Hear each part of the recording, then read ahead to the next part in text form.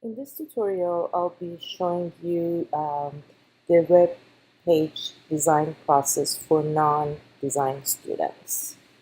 So one of the things that I recommend for those of you who have not taken any design classes is use some established websites that basically that have really nice templates. So I'm actually on Wix.com website, and if you look at the navigation, you see there is a tab uh, called template. And if you click it, basically it gives you some options in terms of certain different categories that you may want to use the templates for to design the website. So for example, for us, we chose health and well-being, and we also have restaurants. So what I did, so you can actually, if you like any of the templates, you can just choose view and simply grab a snapshot, shift command 4 to take a picture of the actual website for reference. So I'm going to show you, I've already taken a few snapshots that I'll be sharing with you.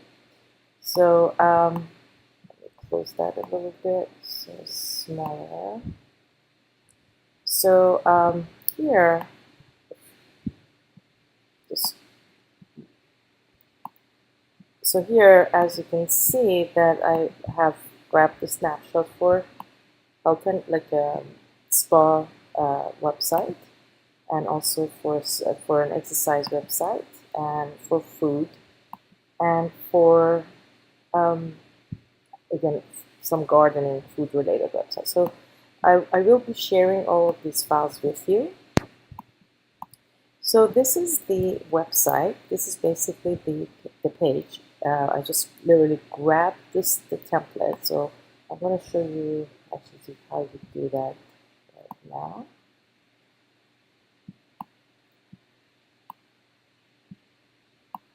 Alright, so what you would want to do is pretty straightforward. You open up the folder, go to where the file is located, and simply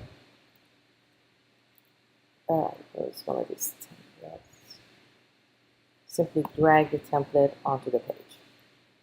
And as soon as you do that, you see that it basically fits to the page, and your page should be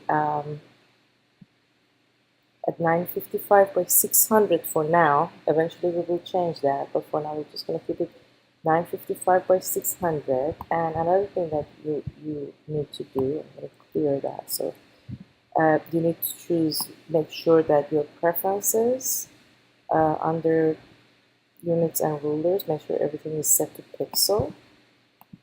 And then you want to go to view, new guide layout, and basically you want to match it to the setting that I have here. Okay, so now I have the page, and what you need to do next is simply to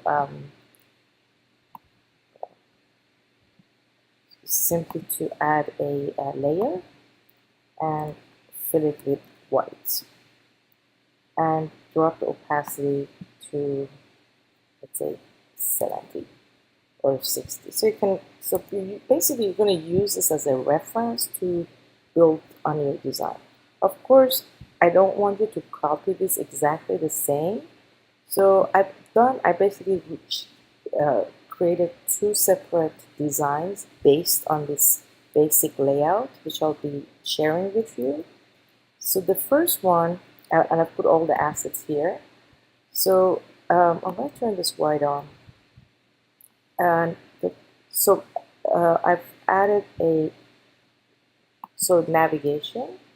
Okay, so this is the layout. So if we look here, just do this quickly. You see that I'm going to actually turn the white off, so you can kind of. So you can see that I changed the name a little bit, grab like a photograph with like a little tweak and a little branch. Then I simply do the horizontal navigation, and also I did the, maybe so you guys can see this better. And also I added some text. So text over here. So there we go. So then I added some. This is the navigation. These are the shapes. I added one other shape here, and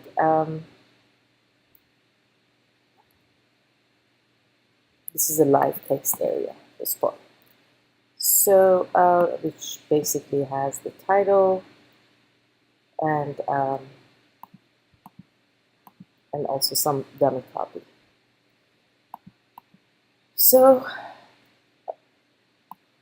and actually the layout looks quite good. So if I turn this off all the way, you can see that it's pretty well designed, and basically it doesn't look like the original. So if I turn this off, you'll see that the original actually kind of similar, but not exactly the same.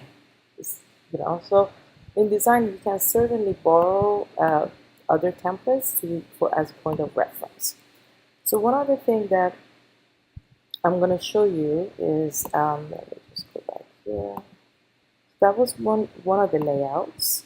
Again, I want to make sure that when you're designing, make sure that you have separate PSD files.